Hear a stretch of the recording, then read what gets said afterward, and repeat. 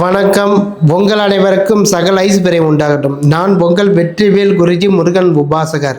இது Sri Vetrivel Guruji YouTube channel. இந்த சேனலை உங்கள் ஃப்ரெண்ட்ஸுக்கு தெரிஞ்சவங்களுக்கு சொந்தக்காரங்க எல்லாருக்குமே ஷேர் பண்ணி விடுங்க. சப்ஸ்கிரைப் பண்ணி வச்சுக்கோங்க. வெற்றிவேல் எப்படின்னா ஸ்ரீ வெற்றிவேல் குருஜின்னு வரும். வெறும் வெற்றிவேல்னு போட்டிங்கன்னா இந்த யூடியூப் சேனல் வராது.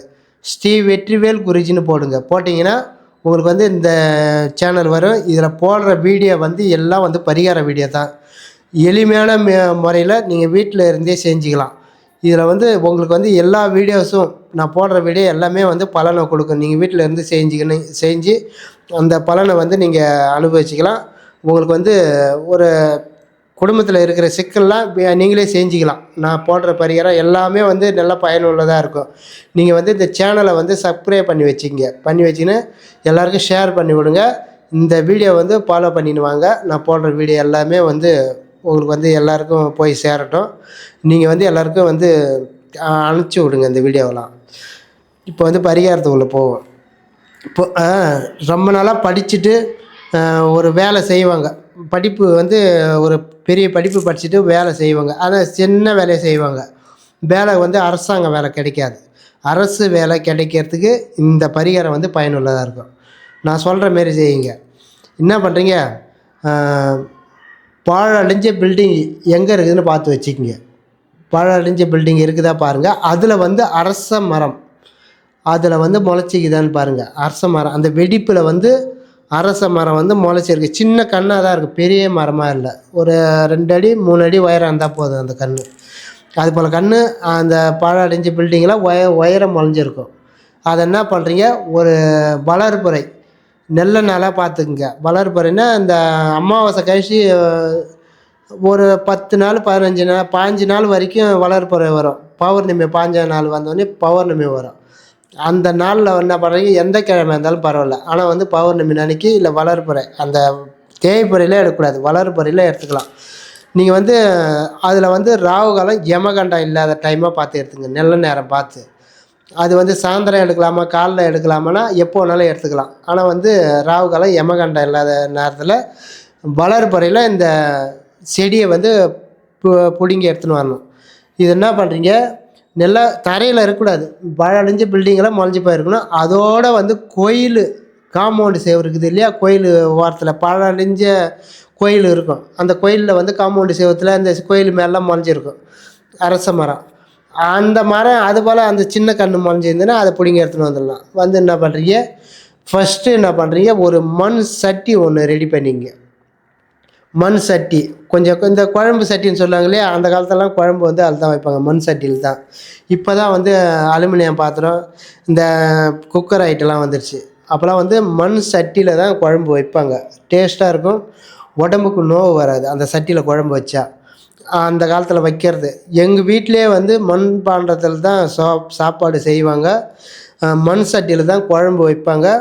மண் பானையில் களி கிண்டுவாங்க. இந்த நல்லா பெருசாக இருக்கும் சட்டி மாரி, நல்லா பெருசாக சால் சட்டின்னு சொல்லுவாங்க. அந்த சட்டியில் தான் களி கிண்டுவாங்க. கெவுரு இந்த வரகு இருக்குது இல்லையா, அந்த மாவை போட்டு களி கிண்டி எங்களுக்கு கொடுப்பாங்க. ஆளுக்கு ஒரு உருண்டை கொடுப்பாங்க. அந்த காலத்துலலாம் எங்கள் அம்மா செஞ்சு கொடுத்தாங்க ஒரு 30-45 வருஷத்துக்கு முன்னே. இப்போ யாருமே அந்த மண்பாண்டத்தில் அதிகமாக யூஸ் பண்ணுறது கிடையாது. அதனால தான் நோவு வருது. டிராக்டர்கிட்ட போயிட்டு பணத்தை காசு கொடுத்து உடம்பு நம்மளே வீணாக்கிறோம். இதில் சாப்பாடு செஞ்சு சாப்பிட்டு உடம்பை வீணாக்கி டிராக்டர்கிட்ட போயிட்டு பணத்தை கொடுத்து வீணாக்குறோம். அதனால் அது போல் மண் சட்டி இருந்ததுன்னா ஒரு சட்டி ஒன்று வாங்கிக்கிங்க. இந்த சட்டி பானை வைக்கிற கடையில் வாங்கி எடுத்தாந்து இந்த வேர் அரச மரத்தோட வேரை செடியை பிடிங்கிறீங்க இல்லையா, இந்த செடியை என்ன பண்ணுறீங்க, ஃபஸ்ட்டு அப்படியே வளைச்சிங்க ரவுண்டு ஷேப்பில். அந்த சட்டி எந்த அளவுக்கு அகலத்தில் இருக்குதோ அந்த அகலத்தில் அந்த அளவுக்கு இதை ரவுண்டாக வளைச்சிங்க. உடையக்கூடாது. அதே போல் அங்கே பிடுங்குற இடத்துல வேர் கட்டாகக்கூடாது, அறுத்துக்குன்னு வரக்கூடாது. அந்த அளவுக்கு பார்த்து பதமாக பிடிங்கி எடுத்துகிட்டு இதை என்ன பண்ணி ரவுண்டு ஷேப்பில் சுருட்டி அந்த தழகளெல்லாம் பெருசு எட்ட போடக்கூடாது. அப்படியே ஷெட்டாக அந்த செடியால் பிடிங்கி வேறால் பிடிங்கி அப்படியே மடக்கி வளைச்சி மடித்து கட்டக்கூடாது. வளைச்சி ரவுண்டு ஷேப்பில் அதை என்ன பண்ணுறீங்க, ஒரு நூல் போட்டு கட்டி என்ன பண்ணுறீங்க, அந்த சட்டி உள்ள வச்சுருங்க. வச்சு சாமி முன்னாடி வச்சுருங்க. வச்சு ஒரு 15 நாள் 18 நாள் பூஜை ரூம்லே இருக்கட்டும். அந்த செடி ஆகப்பட்டது நல்லா காயணும், வதங்கணும். நல்லா வதங்கி வதங்கி ஒரு 18 நாள் 20 நாள் 21 நாள் கூட வச்சுருக்கலாம். அரை மண்டலம் இருந்துன்னா சிறப்பு. 21 நாள் முடிஞ்சதுக்கப்புறம் நீங்கள் என்ன பண்ணுறீங்க, அந்த வேரை எடுத்துங்க. எடுத்து வெளியே எடுத்து பன்னீர் அதில் அதை ஊற்றணும். பன்னீர் நம்மளுக்கு தேவை. அதுக்கப்புறம் வந்து கோமியம், பசுமாட்டு கோமியம். காலையில் வந்து முதல்ல பசுமாடு வந்து கோமியம் எடுது பார்த்தீங்களா, கன்று போட்ட மாடு, அந்த கோமியம் தான் நம்மளுக்கு வேணும். காலையில் முதல்ல போகிற கோமியம் தான் நம்மளுக்கு தேவை. அதை பிடிச்சி வந்து என்ன பண்ணுறீங்க, இந்த வேரை கையில் எடுத்து வச்சிங்கன்னா அந்த கோமியத்தை அதில் ஊற்றுங்க அந்த வேரில். ஏன்னா கொஞ்சம் காஞ்ச மாரி இருக்கும். ஊற்றுனீங்கன்னா இது என்ன பண்ணால் அப்படியே ஒரு மாதிரியா அந்த ஈரத்தன்மை பிடிச்சிக்கும். கோமியத்தை அலம்பிட்டு அதுக்கப்புறம் கொஞ்ச நேரம் சென்று பன்னீரை ஊற்றி அலம்புங்க. அலம்பிட்டு அந்த வேரில் வந்து சந்தனம் நல்லா கட்டியாக குழச்சி 3 பக்கமும் 3 முக்குட்டில் அப்படியே வச்சுருங்க. குழச்சி வச்சுட்டு குங்குமம், நல்ல குவாலிட்டியான குங்குமம் இருக்கும். இந்த வாசப்படியில் வைக்கிறாங்க இல்லையா, அந்த குங்குமம் வைக்கக்கூடாது. நல்ல குங்குமமாக வாங்கியாந்து 3 பொட்டு அந்த சந்தனம் வச்சுக்கிறீங்க இல்லையா, 3 மூளைக்கு, அந்த 3 இதில் வந்து 3 குங்குமம் அதிலே வச்சுருங்க. அந்த சந்தனத்துலேயே அந்த வேர் மேலே வச்சுட்டு அப்படியே என்ன பண்ணுறீங்க, ஒரு பட்டு துணி நம்மளுக்கு வேணும். நல்ல பட்டு துணியாக ஒரு இந்த நாட்டு மருந்து கடையில் கேட்டிங்கன்னா கொடுப்பாங்க. ஓமப்பட்டுன்னு கேட்டிங்கன்னா கொடுப்பாங்க. அது எந்த கலராக இருந்தாலும் பரவாயில்ல. அதில் வந்து ஆனால் கருப்பு இல்லாமல், கருப்பு கலந்து இருக்கக்கூடாது. மீதி எந்த கலர் வேணாலும் இருக்கலாம். கருப்பு மட்டும் அந்த துணியில் வந்து அந்த புள்ளி புள்ளியாக இருக்கக்கூடாது, பார்ட்ரு மாரி இருக்கக்கூடாது. மீதி எப்படி வேணாலும் பட்டு துணியை அந்த பார்த்து எடுத்துக்கோங்க. எடுத்து என்ன பண்ணி இந்த வேரை வந்து அப்படியே என்ன பண்ணுறீங்க, ஆனால் இந்த இதெல்லாம் வந்து பன்னீர் இந்த கோமியெல்லாம் ஊற்றி அலம்புறோம் இல்லையா, இது கொஞ்சம் காயணும். அப்படியே எடுத்து வச்சு கட்டிட்டு பாருங்க, ஒரு மாதிரி கெட்டு போன மாரி ஆகிடும். அதனால் வந்து இது கொஞ்சம் நல்லா உணரட்டும். வெயிலில் காய வைக்கக்கூடாது, நெழலில் காய வைக்கணும். நெழலில் வச்சு நல்லா உணர்ந்ததுக்கப்புறம் என்ன பண்ணுறீங்க, இந்த துணியை விரித்து போட்டு இந்த துணியில் இந்த வேரை வச்சுருங்க. வச்சுட்டு என்ன பண்ணுறீங்க, நம்மளுக்கு தேவை கிராம்பு வந்து ஒரு 50 மில்லி அளவுக்கு. இப்போ வந்து கிராம்பு வந்து ஒரு 50 மில்லி இல்லைன்னா ஒரு எண்ணிக்கையில் ஒன்றா நம்ம எண்ணி போடுவோம் இல்லையா, அதுபோல் அந்த கிராம்பை வந்து ஒன்றா வந்து ஒரு 25 பீஸ் எண்ணி போடுங்க. அதில் எண்ணி போட்டுட்டு, ஆனால் ஒத்தப்படியே தான் இருக்கணும். அதுக்கப்புறம் வந்து நல்ல தரமான ஏலக்காய் நம்மளுக்கு வேணும். அது வந்து ஒரு 25 பீஸு எண்ணி போட்டுக்கலாம். அதில் போட்டுட்டு நீங்கள் என்ன பண்ணி, ஆனால் அந்த ஏலக்காய் வந்து முத்தி போன ஏலக்காவாக இருக்கணும், பிஞ்சி ஏலக்காயெல்லாம் போடக்கூடாது. அந்த கிராம்பு ஏலக்காய் அந்த துணியிலே அந்த வேறு கூட போட்டுருங்க. போட்டு என்ன பண்ணுறீங்க, ரவ்வோண்டு பச்சை கற்பூரத்தை எடுத்து என்ன பண்ணுறீங்க, அப்படியே நுமிட்டி அந்த உள்ள பூரா தூவி விட்டுருங்க. அந்த வேறு அந்த ஏலக்காய் அந்த இது கிராம்பில் படுற மாரி நுமிட்டி தூவிட்டு ரவ்வோண்டு ஜவ்வாது சின்ன பாட்டில் வாங்கியாந்து அதில் கொட்டிடுங்க. நல்லா வாசனையாக இருக்கும். கொட்டிட்டு என்ன பண்ணுறீங்க, அப்படியே மடக்கி நல்லா சுருட்டி என்ன பண்ணி ஒரு முடிச்சாக கட்டிங்க. கட்டி என்ன பண்ணுறீங்க, அதை பூஜை ரூமில் வச்சுருங்க. பூஜை ரூமில் வச்சு இதை வந்து எப்படி செய்யணும்னா, காலையில் சாயந்தரம் 2 வேளை வந்து இதுக்கு வந்து பூஜை பண்ணணும்.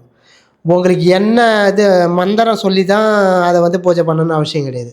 உங்களுக்கு என்ன தோணுதோ, உங்களுக்கு நீங்கள் எதுக்காக இந்த வேலை இந்த முடிச்சு செய்கிறீங்களோ, எதுக்காக நீங்கள் நம்மளுக்கு இப்போ இந்த வேலை கிடைக்கணும். இப்போ வந்து அரசு வேலை வந்து படிச்சுட்டு வேலை இல்லாத இருக்கிறோம், எனக்கு இந்த வேலை கிடைக்கணும், நான் எதிர்பார்க்குற மாரி அரசாங்கம் வேலை கிடைக்கணும், அரசு உத்தியோகம் கிடைக்கணும், இன்னொன்று வேண்டிக்க வேண்டிதான். நம்மளுக்கு படித்த படிப்புக்கு வேலை கிடைச்சா போதும்னு நல்லா வேண்டினீங்கன்னா உங்களுக்கு அந்த வேலை நிச்சயம் கிடைக்கும். ஆனால் வந்து காலையிலே இது பூஜை பண்ணணும், சாயந்தரமும் பூஜை பண்ணணும். இதை பூஜை பண்ணும்போது இந்த முடிச்சை கட்டும் போதெல்லாம் கவிச்சு சாப்பிட்டுட்டு செய்யக்கூடாது. கவிச்சை சாப்பிடாம நல்லா ஒரு தலை குளிச்சுட்டு சுத்த பத்தமாக இருந்து இந்த முடிச்சை கட்டணும். அதே போல் இந்த 5 நாளைக்கு வந்து பூஜை பண்ணணும். 2 வேளை பண்ணணும் 5 நாளைக்கு தொடர்ந்து. இதை வந்து 9 நாள் பூஜை பண்ணணும். 2 வேளை காலையிலையும் சாயந்தரமும் 9 நாளைக்கு பண்ணணும். நீங்கள் வந்து அவ்வளோ நாளைக்கு பண்ண முடிஞ்சால் பண்ணலாம். இல்லை உங்களுக்கு வந்து அது வேலைலாம் எங்களுக்கு 5 நாள் பண்ண முடியாதுன்னா ஒரு 3 நாள் இல்லை 5 நாள். இது வந்து 9 நாள் பண்ணால் தான் பவர் அதிகமாக இருக்கும். உங்களுக்கு என்ன தேவை வேண்டிக்க வேண்டாம். உங்களுக்கு பிடிச்ச சாமி, உங்களோட குலதெய்வம், இஷ்ட தெய்வம், எந்த தெய்வம் இருக்குதோ அந்த தெய்வத்தை இது மனசில் நினச்சி உங்களுக்கு என்ன தேவை வேண்டிக்க வேண்டியதான். வேண்டிட்டு அது வேண்டும் போதெல்லாம் நீங்கள் மனசில் அந்த முடிச்சை பார்த்து நின்றுக்குன்னு நல்லா வேண்டிக்கின்னு என்ன பண்ணுறீங்க, லாஸ்ட்டாக என்ன பண்ணுறீங்க, ரவ்வோண்டு உதிரி பூ எடுத்து அந்த முடிச்சு மேலே போட்டு ஒரு கற்பூரம் கொளுத்தி ஆரத்தி பண்ணிவிட்டு வத்தி கொளுத்தி காமிங்க. வத்தி காமிச்சிட்டு கற்பூரம் காமிச்சிட்டு நீர் விடுங்க. நீர் விட்டு நல்லா வேண்டிக்கிங்க. வேண்டிக்கின்னு நீங்கள் வந்து மந்திரம் தான் சொல்லி வேண்டது. மந்திரம் தெரிஞ்சு வேண்டனாலும் பரவாயில்ல. இல்லை உங்களுக்கு எதுவுமே தெரியலன்னா நீங்கள் மாட்டம் அப்படியே மனசில் நினச்சிக்கின்னு எனக்கு இந்த வேலை கிடைக்கணும், சீக்கிரம் கிடைக்கணும், நல்லா வேலைக்கு போகணும், நல்ல நிலைமையில் நான் முன்னேறணும், நல்லா வேண்டிக்கலாம். அதே போல் வந்து காலையிலேயும் சாயந்தரமும் அது போல் தொடர்ந்து 2 வேளை பூஜை பண்ணினே வாங்க. பண்ணி முடிச்சதுக்கப்புறம் என்ன பண்ணுறீங்க, அதை அப்படியே எடுத்து பூஜை ரூமில் ஒரு பக்கமாக வச்சுருங்க. அது மட்டும் இருக்கட்டும். அதுக்கப்புறம் பாருங்கள் உங்களுக்கு என்ன நடக்குதுன்னு. இது தானே கிடையாது, எது வேணாலும் நடக்கலாம். எப்படின்னா, இப்போ வந்து வேலைக்கு போகிறீங்க, ஒரு இடத்துல அரசாங்க வேலை செய்கிறீங்க. அரசாங்க வேலைன்னு கிடையாது, எந்த வேலைக்கு வேணாலும் இது வந்து இந்த பரிகாரம் எடுப்படும். அரசாங்க வேலை இல்லை, ப்ரைவேட்டில் வேலை செஞ்சாலும், இந்த தனியார் கம்பெனியில் வேலை செய்கிறாங்க இல்லையா, அவங்களும் இந்த வேலை வந்து இந்த நான் சொல்கிற இதை வேரை வச்சு கட்டி வச்சிங்கன்னா உங்களுக்கு வந்து அந்த தனியார் ப்ரைவேட்டில் வேலை செய்கிறது கூட நீங்கள் ஒரு கீழே ஸ்டாஃபாக கீழே ஒரு மட்டமான இதில் வேலை செய்வீங்க. உடனே என்ன பண்ணும், இதை செஞ்சிங்கன்னா உங்களுக்கு வந்து ஒரு படி தூக்கி விடும். ஒரு படினா இந்த வேலையிலேருந்து வேறு வேலைக்கு போகிறதுக்கு உங்களுக்கு ப்ரமோஷன் கிடைக்கும். இதை என்ன பண்ணலாம், நீங்கள் பூஜை ரூம்லேயும் வச்சுக்கலாம். இல்லை நீங்கள் வேலைக்கு போகிறீங்க இல்லையா, பேக்கில் வச்சு கூட எடுத்துன்னு போகலாம். வேலைக்கு போகும்போது வரும்போது கையிலே எடுத்துன்னு போகலாம், கையிலே கொண்டாடலாம். உங்களுக்கு வந்து போகிற இடத்துல வசீகரத்தை உண்டு பண்ணி கொடுக்கும். இந்த அதிகாரி இது அந்த ஆஃபீஸில் ஓனர்னு இருப்பாங்க இல்லையா, அவங்களே வந்து உங்ககிட்ட வந்து நல்லா பாசமாக பேசுவாங்க. உங்களுக்கு வந்து ப்ரமோஷன் மேலே மேலே கிடைக்கிறதுக்கு அவங்க வந்து ஒரு வழியை காமிச்சு விடுவாங்க. அந்த அளவுக்கு வந்து இந்த முடிச்சு ஆகப்பட்டது, இந்த வேர் ஆகப்பட்டது உங்களுக்கு வந்து பதவி உயர்வை கிடைக்க வைக்கும். பதவி வந்து ப்ரமோஷன் கிடைக்க வைக்கும். இப்போ சின்ன வேலை செய்வீங்க, அந்த சின்ன வேலையிலேருந்து டக்குன்னு பெரிய வேலை கிடைக்கும். உங்களுக்கு வந்து நினச்சே பார்க்க முடியாது, டக்கு டக்குன்னு வேலை வந்து மாறும். உங்களுக்கு வேலை கிடைக்காதவங்களும் இதை செஞ்சால் வேலை கிடைக்கும். அரசாங்க வேலை கிடைச்சாலும் கிடைக்கும், இல்லை வந்து நம்ம தனியார் நிறுவனத்தில் வேலை செய்கிற மாதிரி இருந்தாலும் அந்த வேலையில் இருந்து வேறு வேலைக்கு பெரிய வேலைக்கு போகிற மாதிரி இருக்கும். இல்லை அரசாங்க வேலையிலே இருந்தால் கூட அரசாங்க வேலை வந்து கீழ் ஸ்டெப்பில் இருந்தீங்கன்னா அடுத்த ஸ்டெப்புக்கு உங்களை தூக்கி விடும். அப்படியே படிப்படியாக மேலே ஏற்றதுக்கு உங்களுக்கு வந்து நல்ல வழியை உருவாக்கி கொடுக்கும். இதை வந்து நம்பிக்கையோடு செய்யணும்.